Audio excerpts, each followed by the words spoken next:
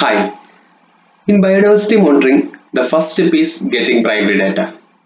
We discussed the methods used to collecting primary data, and once we have the primary data, we will convert the primary data into EBVs, and from these EBVs, we need to get indicators. In this video, I am going to talk about the indicators. So here is another way of representing the whole scenario. First, we have the primary observations by using different techniques, and from that we derive essential biodiversity variables. All the parameters measured here will be categorized into different essential biodiversity variables, and from this essential biodiversity variable, the biodiversity change indicators will be derived. So these indicators directly indicate the changes or trends in biodiversity. So there are different types of biodiversity monitoring datasets. The indicators can be derived in different ways. So I am explaining four different types of monitoring datasets. First type of dataset is use only primary biodiversity observation from a single source. So the indicator is derived from a single type of data or result of a single source of data. That type of indicator is the first type. The biodiversity observations from a single source is used to create the indicator. So example is global map of 21st century forest cover change. This data set, this indicator is derived from a single source. Okay. Secondly, primary biodiversity observation from different sources of same type. So if you are using the extensive studies, the different extensive studies will be combined to create the indicator. If you are taking the experimental studies, you are taking different experimental studies combined to get the indicator, not the other one. If you are using remote sensing, you are taking data only from remote sensing, not from any other type of data collection. Global Wild Bird Index (WBI) is such type of a database, such type of an indicator. And third, we have biodiversity observation from different sources of different types, like the example is LPI, Living Planet Index. So we are combining extensive studies, intensive studies, remote sensing and experimental studies together to create the indicator. So that will be a better representation. So in the first thing, we are using a single source. Second thing, we are combining different sources of same type. And third one, we are combining different types of sources to get an integrated data. And finally, we have secondary biodiversity dataset. Secondary biodiversity datasets are actually created from, it's derived from the primary datasets. It's like primary data are interpreted to create secondary datasets. Okay, and which include databases, data repositories, and institutional reports on biodiversity. So there are options. The indicators, the high-level indicators, can be created different ways.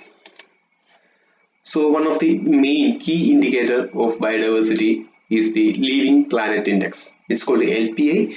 It is the best established indicators for global biodiversity. As I told before, it is created by integrating different type of primary datasets.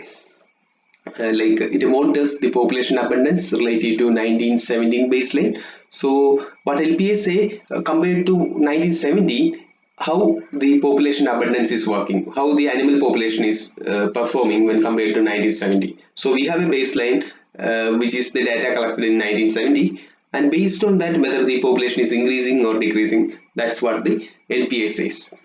Okay, then it actually monitoring the global vertebrate population. It's focused on vertebrates. One of the most complete database on the population abundance is the LPI. One other peculiarity is that the data collected using same method on same population. Okay, same sampling area, same techniques are used. But the thing is that as the time goes, the technologies will be get more and more advanced, and it is generated by different primary data sources. So here is the representation of the Living Planet Index. Here is the baseline, 1970 is the baseline, which is taken as 0, and from that we are actually calculating the abundance of the population. Here we can see the marine environments, the 36% reduction in the biodiversity, In the terrestrial environment, there is 38% reduction. Globally, on an average, we have a reduction of 58% of biodiversity when compared to 1917. In the freshwater, we have the maximum like minus 81% reduction in the biodiversity. So this is what the LPI look like. When compared to 1970, we have lost about 58% of global biodiversity in vertebrate population. It is in terms of number of species as well as the abundance. Basically, it is abundance data. So, how do we measure the biodiversity trends? Okay, we have the primary data. From the primary data, we will get the EBVs. From the EBVs, we are getting indicators. How we are actually measuring or estimating the indicators. One thing is that biodiversity is a multivalent concept. It has different components in it: species diversity, allelic diversity, ecosystem structure, function, community diversity. So many factors are involved in the term biodiversity. So it's a multivariant concept. So a single type of measurement cannot be used for representing all this type of biodiversity. There are at least 15 forms of biodiversity changes. So a single measure may not be enough. So we are using different methods to comprehend this biodiversity trends in a global level. There we have the species index. It's a measure of abundance relative to the baseline year. Just like the LPI, if you want to know, in this technique we will take 1 year as a baseline year based on population abundance of that particular year, how the biodiversity is performing now, whether it is increasing or decreasing. If as it is the abundance, whether the population is increasing or decreasing. That's what the species index is called.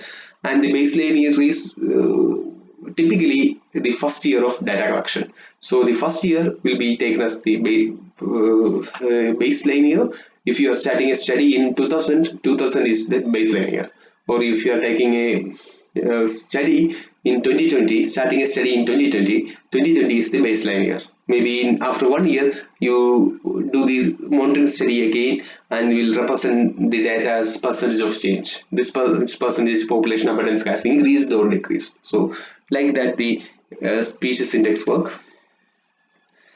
In the species index, sometimes what happens is like if we are looking at some of the rare species or something like that, some years there may not be any detection at all. Maybe we have placed some camera detectors, camera traps all over the forest, but we have failed to detect any organism. The number of organisms in that year is 0.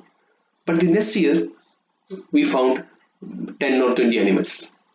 So that's a main problem in biodiversity monitoring, because each organism has changes in behavior, its detectability, so many issues.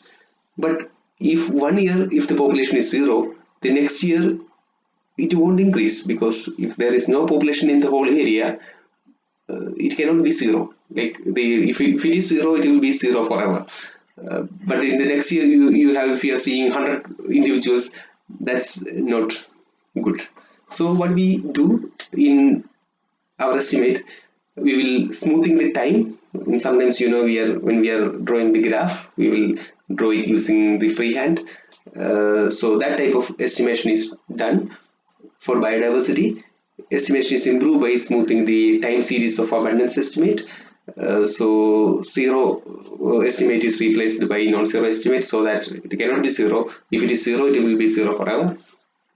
So spatial variation in temporal biodiversity become more evident in this smoothing time calculations, and fluctuation and sampling errors can be raised. So this very simple thing. So here is the data.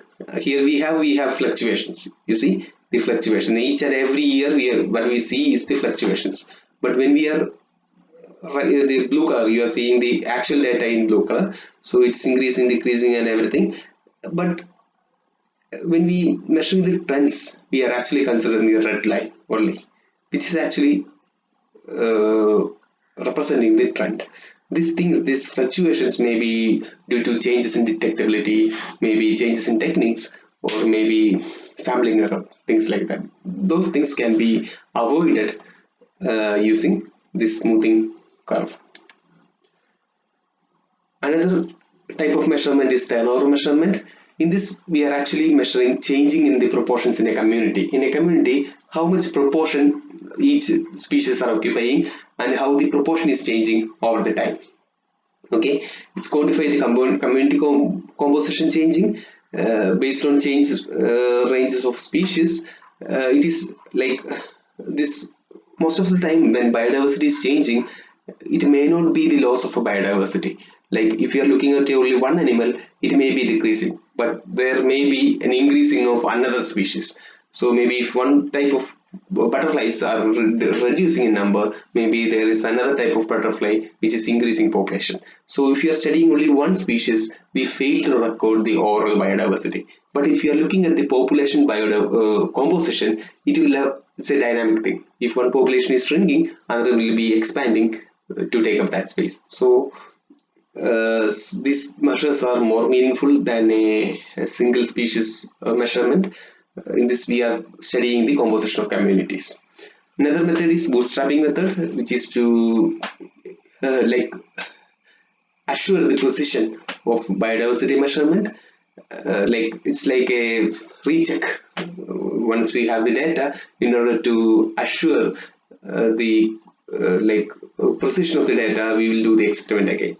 What we do is like once we found get the primary data from all sources, we will do the calculations and we will get the index indicators.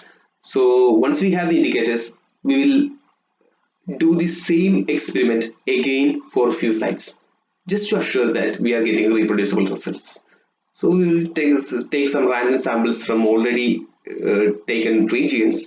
So do the experiment again in few regions to make sure that the experiment is done correctly. And based on that, we can actually measure the confidence intervals in the statistical terms.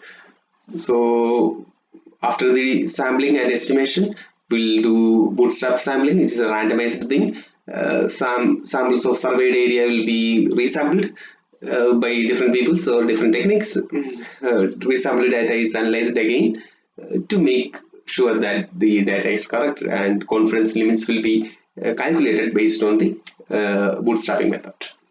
So we can actually say in how much confidence you can say that this much data is correct. Like you see the p-value can be calculated.